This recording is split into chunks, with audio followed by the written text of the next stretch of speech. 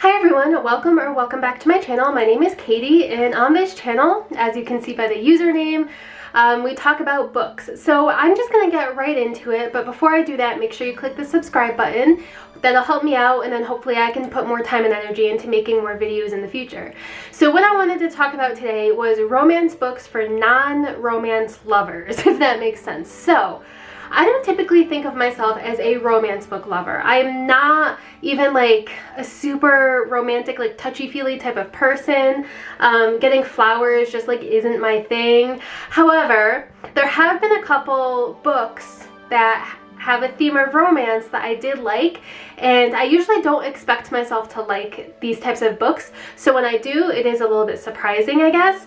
So I'm gonna go through a list of, I think, like 7 books that I wrote down. Some of them are more popular than others, some of them you've definitely heard of, some of them maybe you haven't, but we'll just go through those and you can let me know what you think below, if you have any other suggestions, or if you agree or disagree with some of my suggestions. So the first 2 I'm going to talk about, I don't actually have physical copies of, and because of that, I don't have a ton of memory as to what the book is about because I read them a while ago. But the first one is going to be The Undomestic Goddess by Sophie Kinsella.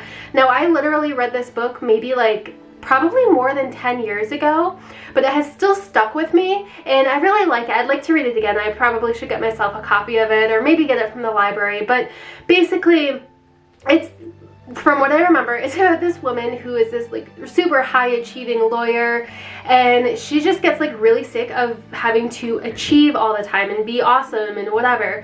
So she just kind of like runs away and gets a job as a housekeeper, and she gets into a relationship with like some of the people that she meets along the way while she's working as a housekeeper, and I just really liked it. I like the beginning theme and how the theme is carried throughout, how she gets kind of like sick of being that super high-powered lawyer and then moves on to other things and encounters some unexpected people, unexpected relationships. The second book is also by Sophie Kinsella. It's called Can You Keep a Secret? This one I remember a little bit less about. However, it has also still stuck with me. Probably also read this more than 10 years ago. What I remember of it is that this woman is on a plane and it's about to crash. So she says something to the man who's sitting next to her. She like confesses a love or something of that nature. The plane does not crash. So now she has told this man her like deepest, darkest secret, and they're both still alive. So it follows that, and again, just thought it was really cute. I need to read more books, I think, by Sophie Kinsella, because I have also read Confessions of a Shopaholic, and I remember liking that one as well.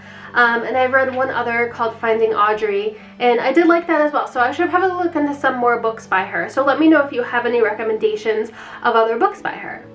Now, this one, Winter in Sokcho, is not a lovey-dovey romance. It's more of a, I don't even know how to describe it. It's not lovey-dovey, there's not like hugging and kissing. It's just kind of like romance from a side. It's a little bit awkward, and they both kind of like each other, but, you know, they just know that, I don't know. I'm sorry I'm not doing this book justice, but it is very well written. It's translated from French, and it's about this woman from, this French-Korean woman working in South Korea, but she's living on the border of South Korea and North Korea.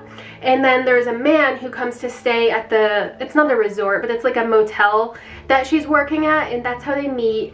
And I also really liked it because it is close to North Korea, and I like reading books about North Korea as well. I did not expect the slight bit of romance in this, but it is very good, and it's very short, honestly. It's less than 200 pages. This is 155 pages, so even if you don't like it, it's not like you spent a lot of time reading it. The next one is one that you might have heard of, The Soulmate Equation. So there are a lot of books on Book Talk and everything, but most of the romance books on Book Talk and BookTube, I feel like, are Colleen Hoover, and some of the other authors don't get hyped up as much.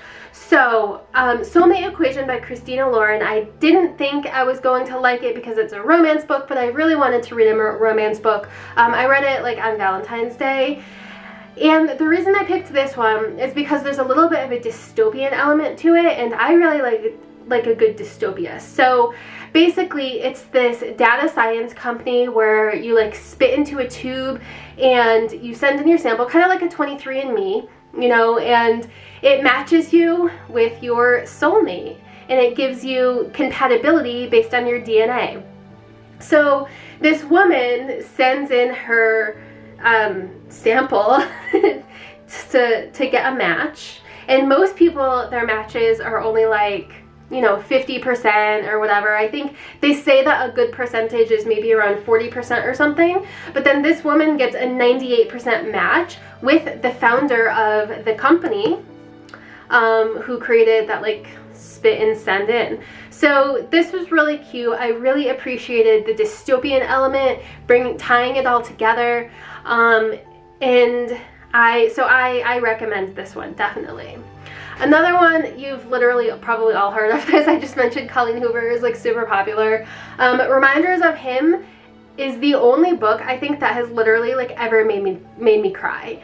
I mean, definitely it's not just about a romance between two people. There's so many layers, and there's like a lost love, and there might be some triggers, so maybe you look that up as well. But it has to do with like past mistakes and learning how to trust people.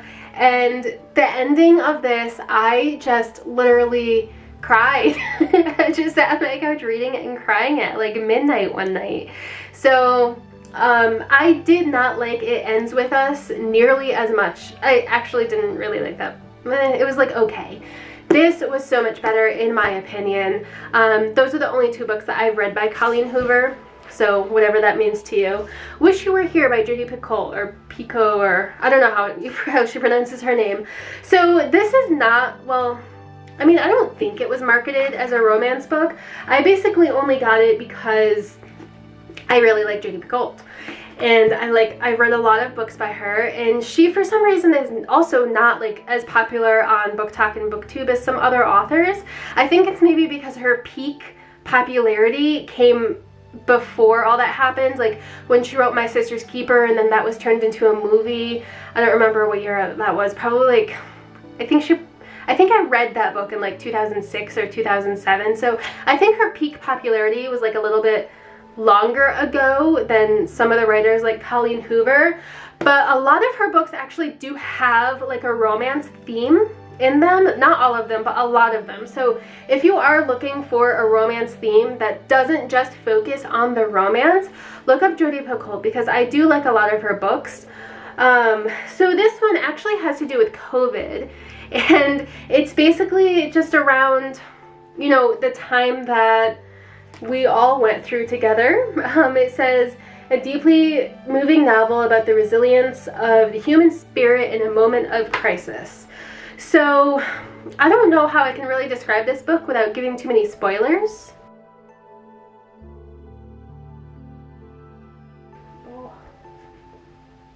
Okay, so the inside flap of this though talks about how Diana, the main character, she's a really successful art purchaser. She works for Sotheby's, and her fiance, soon-to-be husband, is a surgical resident.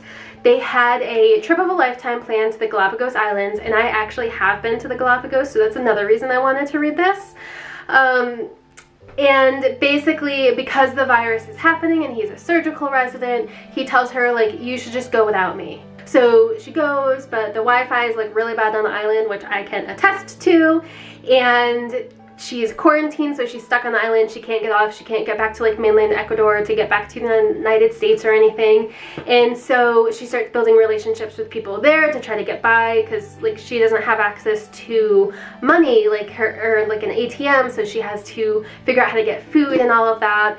And there is, you know, also that romance of her supposed to be getting married when she's able to get back to the United States. So I would definitely recommend that. It is not heavy on the romance at all, but it is definitely a theme within many themes within her books. Her books generally do carry several different themes. Alright, and the last one I'm going to talk about today is Under the Whispering Door by TJ Klune. This is, I feel like it's a relatively recent release. And this is an LGBTQ romance, and it's about this man who, it kind of starts off a little bit like, what's that story with the three ghosts? You know, that Christmas story with the three ghosts? A Christmas Carol. So it kind of starts off like A Christmas Carol, where this guy, the main character, Walter, he's just like a really grumpy, Wallace is his name.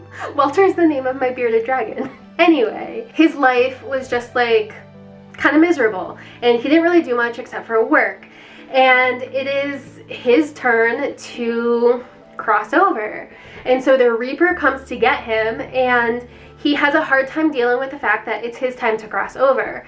There is some talk about like unaliving and stuff, so that doesn't pertain to the main character, but it is in the book, so just look up some triggers before you read this, and probably like any book that you go to read, just to be safe if you're triggered by certain topics. The book does move kind of slow, so I can see how some people maybe didn't like it as much, but I think the slowness in the middle of the book is really necessary for the character building, because the characters are so strong, and by the end of it, like, you're really into them, like wanting characters to stay together, and it really draws you into the characters. So be aware that it's not super action-packed and it's more character-driven, but it really works for the book. So I thought that it was really important to put in this list as well. So that is my list of romance books for non-romance lovers,